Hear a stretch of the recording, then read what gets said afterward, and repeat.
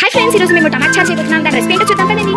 ఉల్లిగడ్డలు, కరివేపాకు, ఎండుమిర్చి ఇవన్నీ కట్ చేసి పెట్టుకుందాం. టమాటాలు ఇంకా చింతపండు నానబెట్టుకోండి. టమాటాలు కోసుకొని మిక్సీలో వేసేసుకోండి. ఈ టమాటాలలోకి చింతపండు వేసేసుకొని మిక్సీ పట్టుకోండి. కొన్ని వాటర్ కూడా వేసుకోండి. స్టవ్ ముట్టించుకొని కుక్కర్ పెట్టుకోండి. 1 స్పూన్ ఆయిల్, పోపు గింజలు 1 స్పూన్ వేసుకోండి. 2 లవంగాలు వేసుకోండి. ఎండుమిర్చి వేసుకోండి. కరివేపాకు వేసుకోండి. ఉల్లిగడ్డలు వేసుకోండి.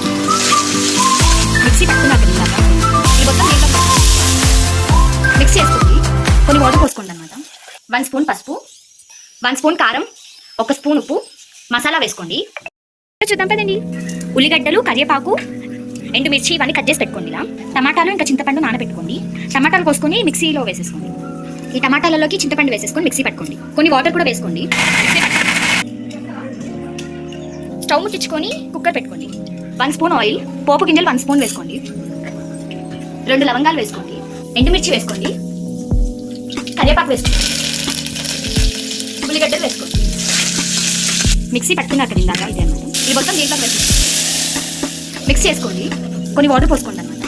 1 స్పూన్ పసుపు, 1 స్పూన్ కారం, 1 స్పూన్ ఉప్పు, మసాలా వేసుకోండి.